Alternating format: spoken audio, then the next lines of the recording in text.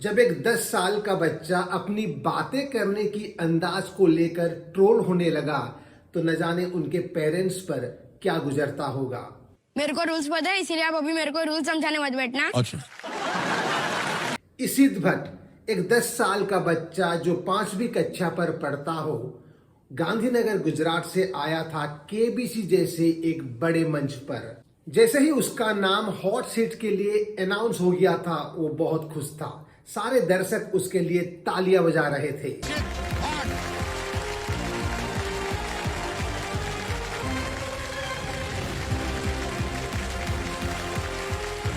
लेकिन जब वो हॉट सीट में बैठकर अमिताभ बच्चन जी के सवालों का जवाब दे रहा था, उसका जवाब देने का जो तरीका था वो देखकर सारे दर्शक दंग रह जाते हैं।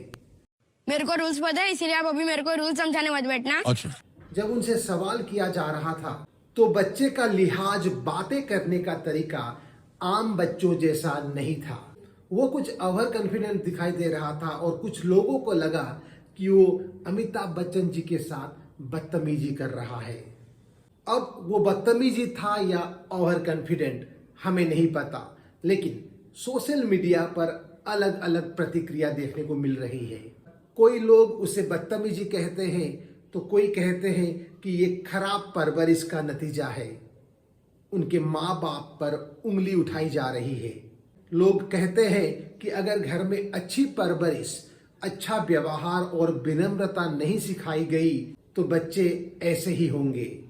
कोई उस बच्चे को हेट कर रहे हैं तो कोई उनके सपोर्ट में भी बात कर रहे हैं कि नहीं यार, इसने बदतमीजी तो नहीं की, ये सिर्फ अपना कॉन्फिडेंस रख रहा था अमिताभ बच्चन जी के सामने। बच्चों को इतना ट्रोल नहीं करना चाहिए।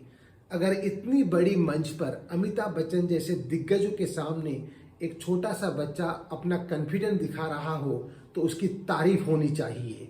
हमें बच्चों को जज नहीं करना चाहिए। केबीसी के उस मंच पर ऐसा कई बार देखने को मिला जब अमिताभ बच्चन इसित भट्ट को क्वेश्चन करते हैं तो बिना ऑप्शन लिए ही इसित जवाब दे देता है। सर, ऑप्शन के बिना बोल रहा हूँ ब्रेकफास्ट। Okay, option. फाइनली जब 5वीं क्वेश्चन उनके सामने रखा जाता है तो इसित ऑप्शन ढूंढने लगता है और अंत में वो गलत जवाब की वजह से शो से बाहर निकल जाता है।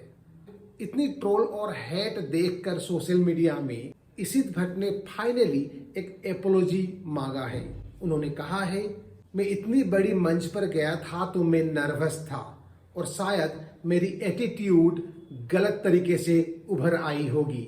इसके लिए मैं माफ़ी मांगना चाहता हूँ और फ्यूचर में आगे जाके हमेशा रेस्पेक्टफुल रहूँगा। मुझे इस मंच से बहुत कुछ सीखने को मिला है।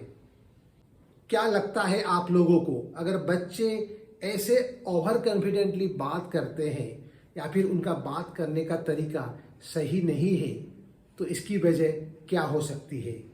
क्या इसकी जिम्मेवारी स्कूल को लेनी चाहिए या घर में अपने माता पिता को?